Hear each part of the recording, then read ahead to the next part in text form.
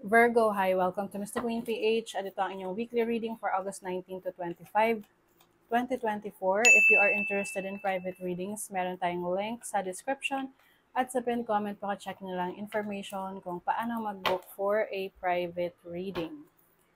Okay, let's see Virgo, what's coming to you this week, August 19 to 25. Community, mas magiging active kayo.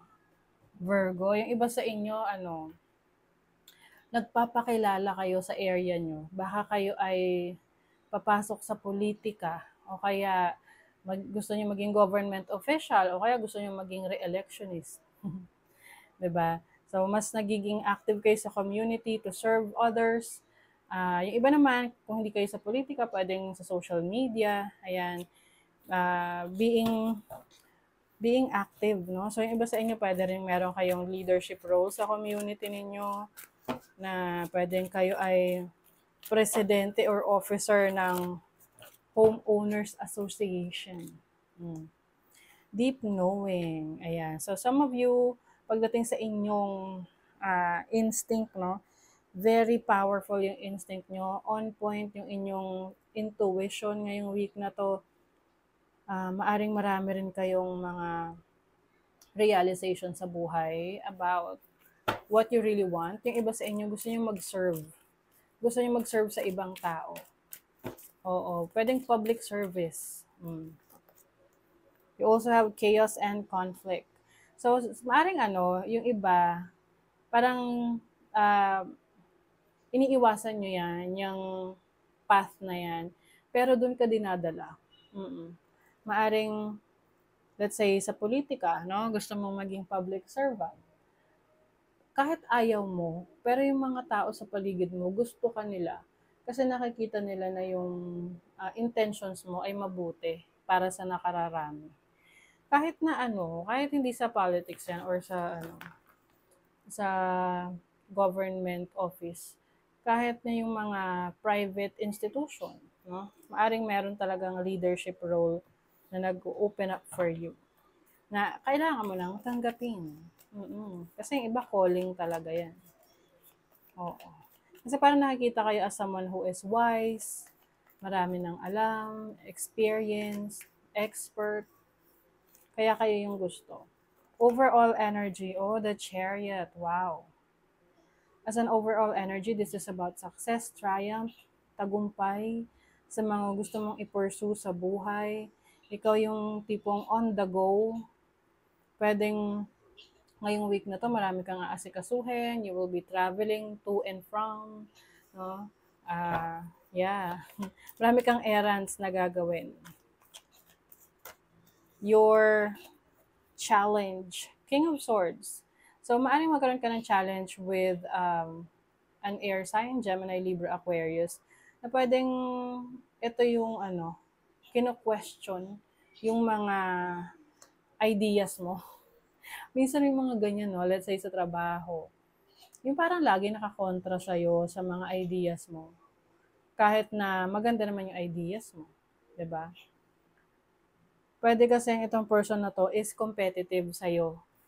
So, gusto niyang patunayan na hindi ka magaling.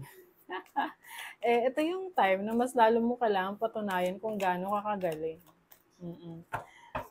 And pagdating sa decision making, maaring meron kang kailangang pag-isipang maigi, no? Ngayong week na to, kung ano yung pipiliin mo. Okay?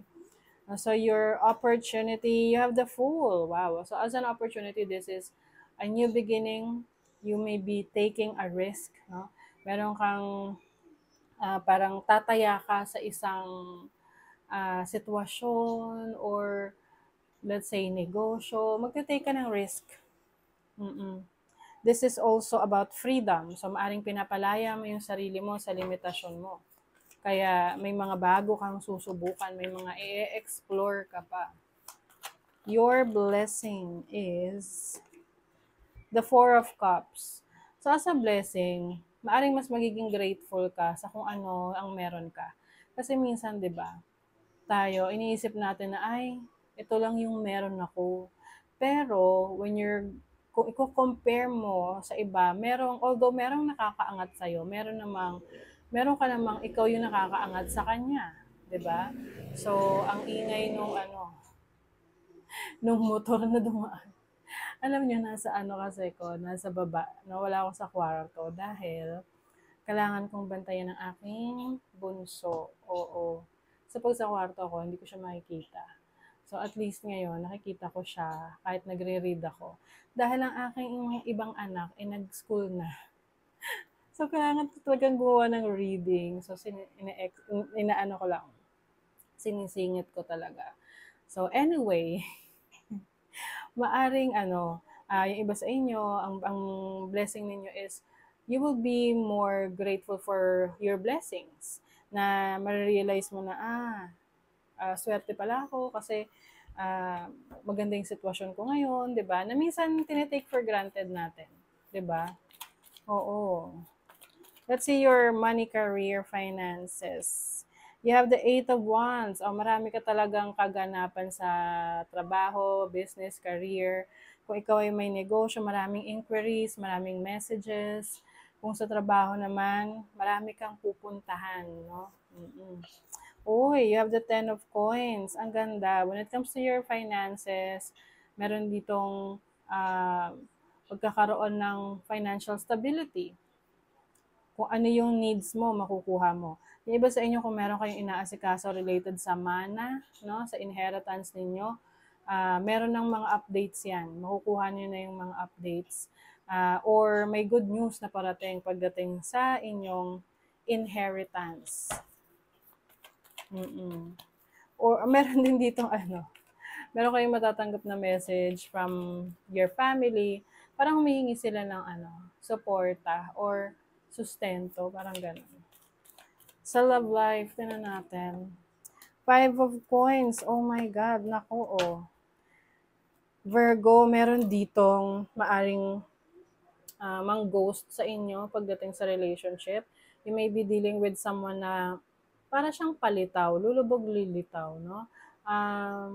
Hindi siya consistent sa kanyang intention sa'yo, no? Whether you are committed in a committed relationship or parang nasa process pa of getting to know each other.